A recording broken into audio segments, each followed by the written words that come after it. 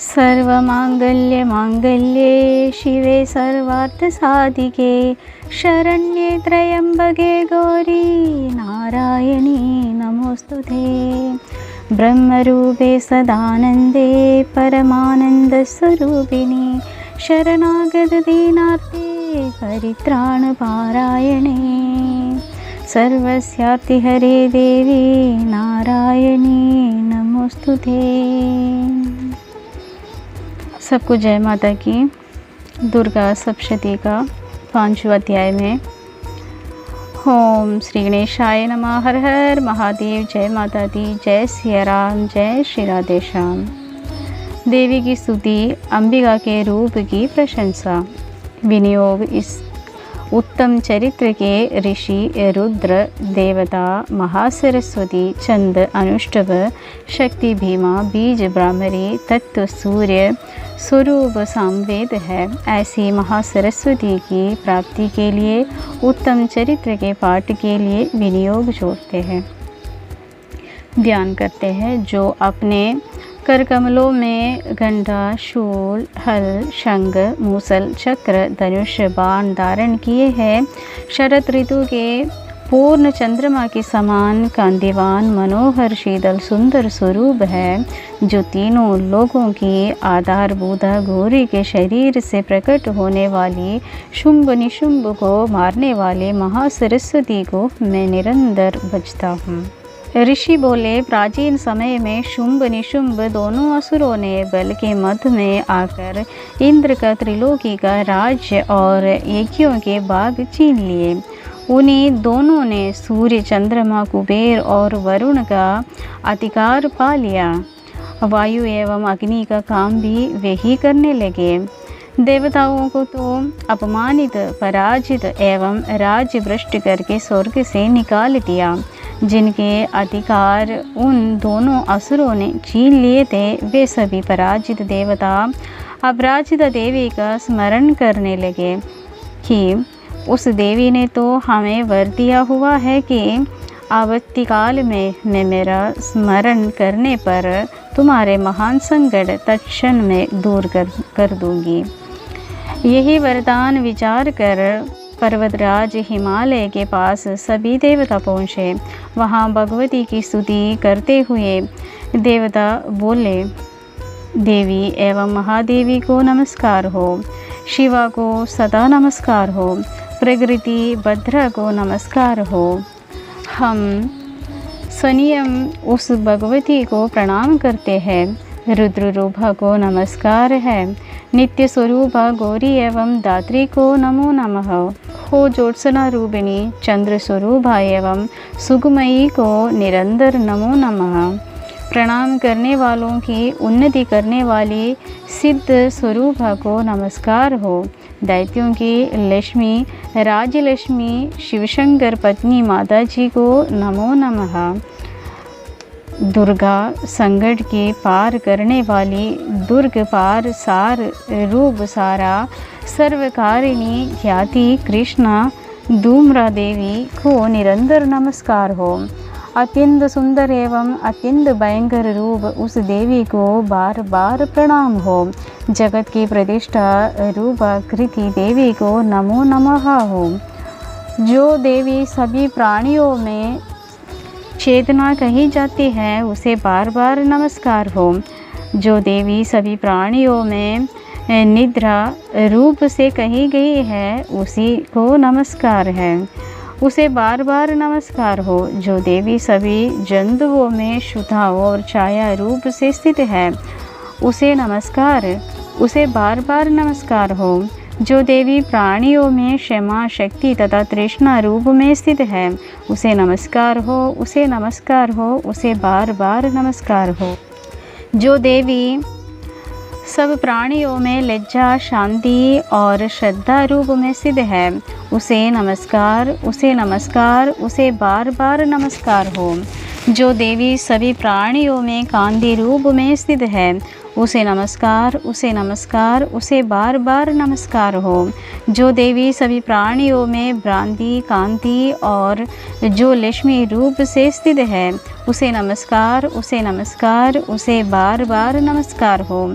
जो देवी समस्त जीव मात्र में वृद्धि रूप से स्थित है, उसको नमस्कार है, उसको नमस्कार है, उसको बार बार नमस्कार है। जो देवी समस्त जीव मात्र में स्मृति रूप में स्थित है, उसको नमस्कार है, उसको नमस्कार है, उसको बार बार नमस्कार है। जो देवी समस्त जीव मात्र में तुष्टि रूप से स्थित है, उसको नमस्कार है, उसको नमस्कार है, उसको बार बार नमस्कार है। जो समस्त जीव मात्र में माता रूप से स्थित है, उसको नमस्कार है, उसको नमस्कार है, उसको बार बार नमस्कार है। जो देवी समस्त जीव मात्र में भ्रांति रूप में स्थित है, उसको नमस्कार है, उसको नमस्कार है, उसको बार बार नमस्कार है। जो देवी समस्त इंद्रियों तथा संपूर्ण जीव मात्र की अधिष्ठात्री है और समस्त जीव मात्र में निरंतर व्याप्त रहते हैं, उसको बार बार नमस्कार है। जो देवी इस सारे जगत में व्यापक होकर चैतन्य रूप में स्थित है, उसे नमस्कार, उसे नमस्कार, उसे बार बार नमस्कार हो। प्राचीन काल में अपने मनोरथों की सिद्धि के लिए देवताओं ने जिस देवी की स्तुति की, इसी प्रकार कई दिनों तक सुरपति इंद्र जिनकी सेवा करता रहा, वहाँ मंगल रूपा परमेश्वरी हमारा मंगल एवं कल्याण करे और हमारी आपत्तियाँ दूर करें। दुष्ट दैत्यों से संदापित हम संपूर्ण देवता जिस भगवती ईश्वरी को नमस्कार कर रहे हैं और भक्तिपूर्वक नम्रता के स्वरूप मनुष्यों द्वारा स्मरण किए जाने पर उनकी विपत्तियों का नाश कर देती है, वह हमारी भी सभी विपत्तियों को दूर करे। ऋषि बोले, हे राजन, सभी देवता जब इस प्रकार भगवती की स्तुति कर रहे थे, उस समय श्री गंगा जी के जल में स्नान करने के लिए श्री पार्वती जी आई।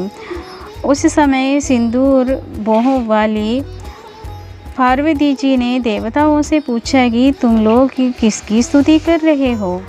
तब उनके शरीर कोश से प्रकट होकर शिवा बोली, ये देवता तो शुंभ दैत्य से सताए हुए एवं संग्राम में निशुंभ से पराजित हुए मिलकर मेरी ही स्तुति कर रहे हैं। श्री पार्वती के शरीर कोश से श्री अंबिका जी की प्राकट्य हुआ। इसी कारण सारे संसार में कौशिकी के नाम से प्रसिद्ध है। इस प्रकार जब कौशिकी प्रकट हुई, श्री पार्वती जी रूप में काली हो गई, अतः हिमालय में रहने वाली काली का नाम विख्यात हुआ। उसके अनंतर शुंभ निशुंभ के सेवक चंड तथा मुंड ने वहां आकर उस अंबिका देवी को देखा, जो उसी समय परम सुंदर रूप धारण कर रहे थे। उन दोनों ने शुंभ दैत्य को जाकर कहा कि हिमालय को अपनी कांति से प्रकाशित करती हुई परम सुंदर श्री वहाँ बैठी है। वैसे उत्तम परम सुंदर रूप किसी ने कभी भी नहीं देखा होगा। हे असुरराज, वह देवी कौन होगी? इस बात का आप ही पता लगाइए और उसे ग्रहण कीजिए। वह श्री क्या है? रत्न ही है।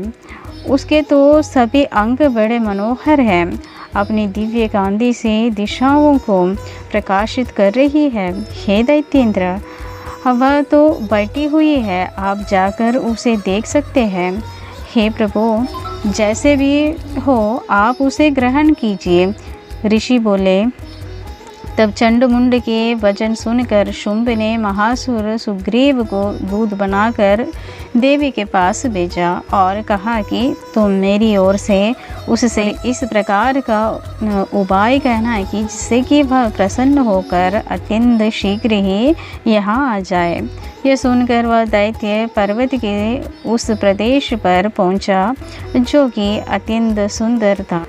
वहाँ पर देवी बैठी हुई थी। वहाँ जाकर उसने देवी जी से मधुर वाणी द्वारा कोमल वचन कहे। दूत बोले, हे देवी, दैत्यों का स्वामी शुंभ तीनों लोगों में परमेश्वर है। मैं उसका दूत हूँ। मुझे उसने आपके पास भेजा है। मैं वहाँ जो उसकी आज्ञा ना मानता हो उसे परास्त कर देता हूँ।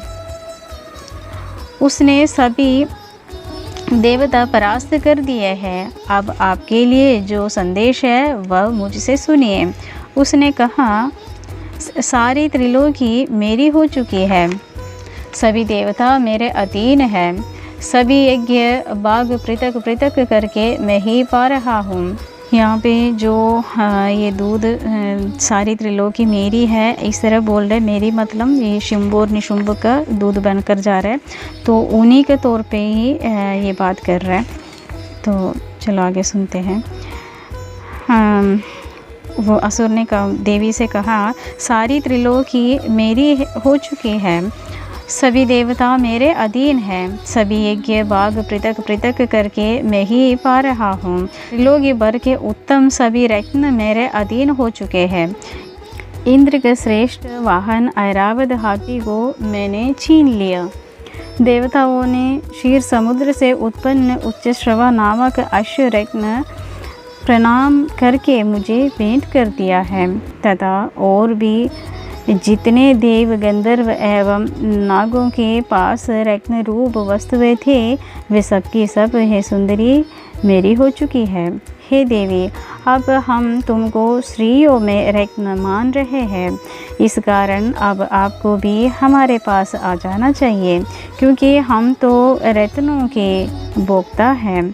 अब तुम्हारी इच्छा है कि मुझे अथवा मेरे पराक्रमी भ्राता निशुंभ को, इन दोनों में से किसी एक को वर लो, क्योंकि तुम रत्न रूप हो। मेरे साथ विवाह कर लेने से तुम्हें अतुल ऐश्वर्य प्राप्त हो जाएंगे। ये अपनी बुद्धि के द्वारा सोच लो, फिर मेरे साथ विवाह कर लो।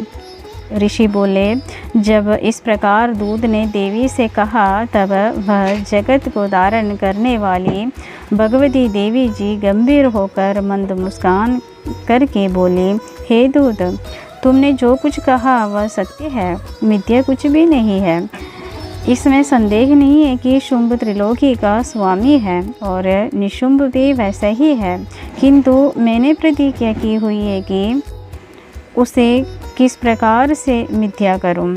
प्रतिज्ञा इस प्रकार है कि मुझे युद्ध में जीत ले एवं मेरा अभिमान तोड़ दे और संसार में मेरे समान बलदारी हो, वह मेरा भर्ता हो सकता है। शुंभ आए अथवा महासुर निशुंभ आए जाए, तब मुझे जीत कर मेरा शीघ्रता से पाणी ग्रहण करे। दूध बोला, हे देवी, तुम्हें अभिमान है जो इस प्रकार की बातें मेरे सामने कर रही हो। भला त्रिलोकी में ऐसा कौन सा पुरुष है जो शुंभ और निशुंभ को सामना कर सके। सारे देवता तो दूसरे दैत्यों का सामने भी नहीं कर सकते।